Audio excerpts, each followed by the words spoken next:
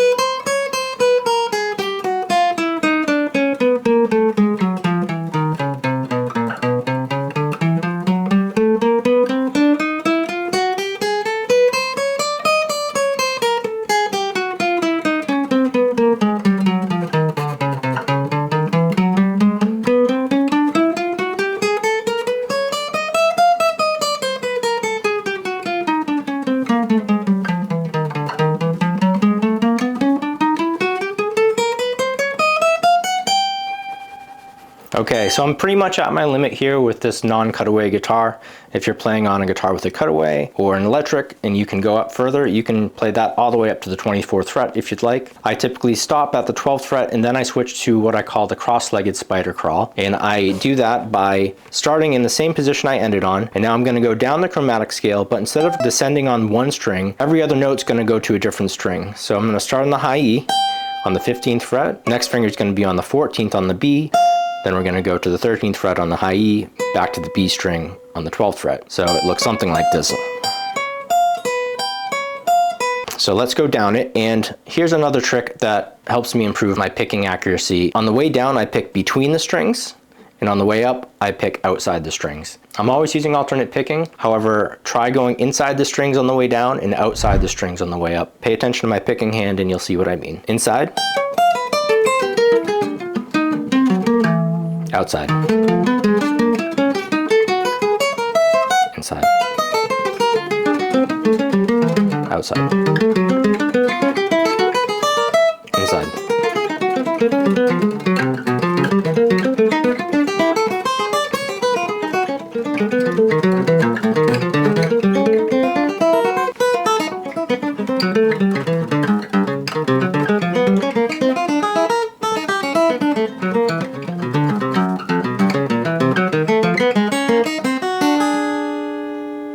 At this point, your fingers should be feeling a lot more limber. Also, a thing to note is go at your own pace and speed. Go as slow as you need to ensure that you're hitting the notes clearly and accurately. You don't have to go fast to warm up. You can go as slow as you need to, as long as you're hitting the notes. This isn't just about warming up, it's about connecting your picking hand to your fretting hand and making sure they're in sync. So you don't want to speed up until you're hitting it consistently in sync. And I always say it, but the best way to practice that is with a metronome or to a drum beat that you have programmed, but you want a consistent beat to play to. The last and final exercise here is a string skipping exercise where I'm going to play the shape of an A major bar chord, go up to a C major bar chord, down to a G major bar chord, then to A sharp major bar chord. And now I'm going to just play through the notes separately, so it'll be something like this.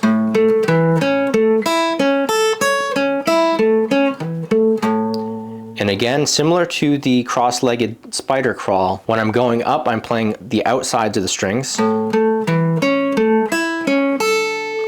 Once I get to the high note and I start going back down, I play to the insides of the string.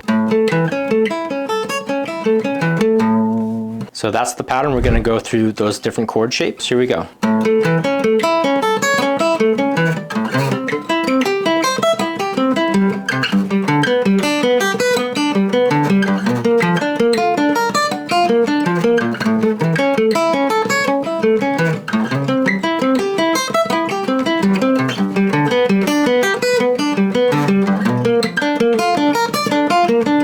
Your hand should feel pretty worn out by this point, and if you're getting some tightness in your forearm, that's normal. You can always stretch it out by pulling back on your fingers gently in both directions, up and down. The last variation on this exercise is to double pick every note. The only difference is this time I'm not worried about playing inside the strings on the doubles. Everything's going to be played as it feels natural. If you want to go inside, you can, but I typically stay on the outsides when I'm doing the doubles. Here we go.